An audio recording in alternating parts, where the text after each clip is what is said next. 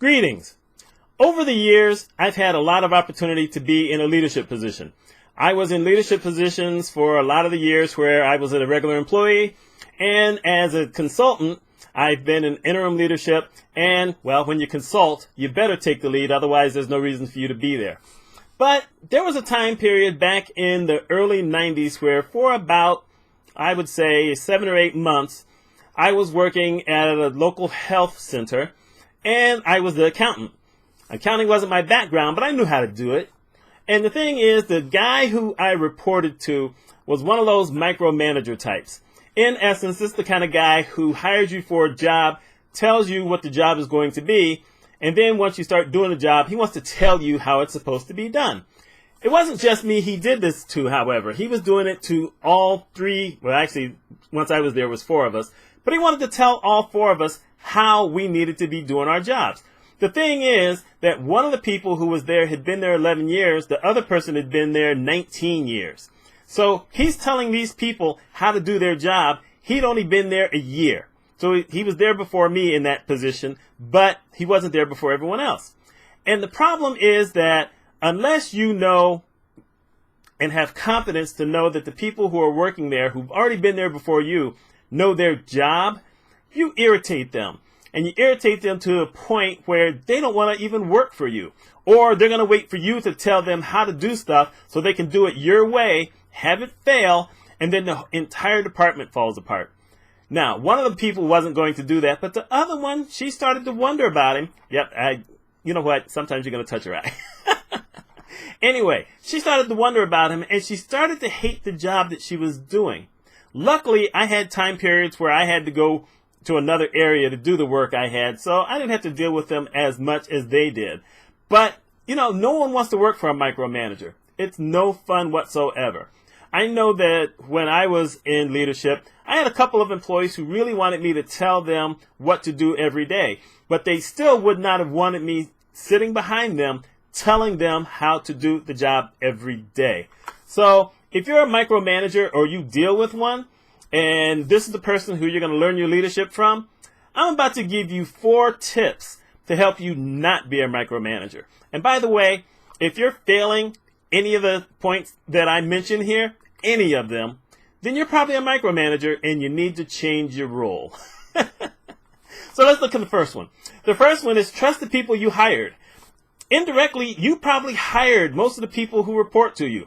If you come in from the outside and you're already micromanaging, you're the worst manager in the world because you haven't even taken time to evaluate the job that needs to be done. But if you hired somebody, that means you sat them in front of you and you talked to them, and you probably interviewed a bunch of people, and this is the one you picked. And if you don't trust them to do the job, then what you're basically saying is you don't trust yourself. You don't trust your own judgment. You don't trust your knowledge of the job. And you're trying to make everyone think you do, and you probably don't know anything. Yeah, I'm being that hard on you, but let's face the facts here. There's a lot of managers and leaders, you know, managers, department directors, whatever, who really don't know the job. And if you're micromanaging someone else, you're trying to make them look bad so that, you know, you can let them go and say, see, I got another person who didn't know what they were doing. That happens a lot, by the way. The second thing is that you have to stop thinking you're better than everyone else at everything.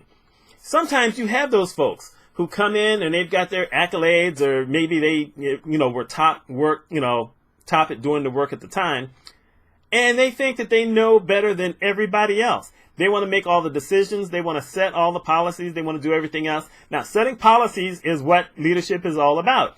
But you don't go in and change something without finding out if it needs to be changed, and you don't leave things alone if you haven't evaluated to find out that maybe the stuff you've left alone is the stuff you need to address. If you're a leader, you need to lead. You need to try to, figure out how to fix things. You need to try to come up with ideas to improve things before they need fixing. But if you're spending all your time trying to tell people what to do at every step of the job, then you're just wasting time and you're wasting energy, and you're definitely not letting any of your employees to grow. So stop doing that. Number 3, you need to realize you can't evaluate people if you don't see what they know. So every year at a lot of companies, they have the evaluation. Sometimes it's a yearly evaluation where you do everyone, or sometimes it's an evaluation on that person's anniversary. And the thing is that if all you're doing is evaluating them based on what you're telling them to do all the time, most probably they're not going to get the best reviews, because just because you're telling people what to do does not mean they know it. There's better ways to do it. So once again, you're failing your job as a leader, manager, director, whatever, if you don't sit back every once in a while and evaluate people. I say that all the time. Leaders need to basically learn how to evaluate their employees. Maybe you set up spreadsheets of different things, or maybe you have time periods where you ask them things, or, when you have meetings and sometimes you bring up things in the meeting. You need to be able to find out what people know. If you can't do that, you can't be fair evaluating them. And once again, you're either looking to get rid of people to make you look bad, or you just have no idea what you're doing. And by the way, I've worked with and for people who are just like that. And here's the last one. If you are worried that your employees don't know how to do their job, then train them. Create manuals. Educate them. Bring in educators from outside. You don't have to do it all yourself. But if you're going to do it all yourself, then have meetings and train them. Train them your way so that they know how to do the job. Create manuals. I've always been big on procedure manuals. If something came up and this was something that I said, you know what, this is going to be crucial every single time, then I had a manual. And I would type these things up, and then we would have a meeting and we would all talk about it, and then I would put it in the manual. You could ask, well, okay, you probably don't know any employees who ever worked for me, but if you did, you could ask them. I've always had procedure manuals. It's important. But education is a big deal. At one of the hospitals I worked at, because I was in healthcare, I used to bring in people from the outside. So different insurance companies would come in, people who knew different billing techniques. I would have people come in. That's just the way that you do it. Yes, I knew a lot about it, and I would do my training as well. But it never hurts for people to learn another way to do it. There was sometimes things that I missed because I wasn't an everyday billing person. It's just, I used to be really good at it, but as you're not doing it as often, I couldn't do the exact same job everyone else was doing. I could train them in a certain way. I could ask questions at meetings and find solutions, but I wasn't doing it every single day. So it didn't hurt to bring in an expert or authority from the outside to help me to train my people.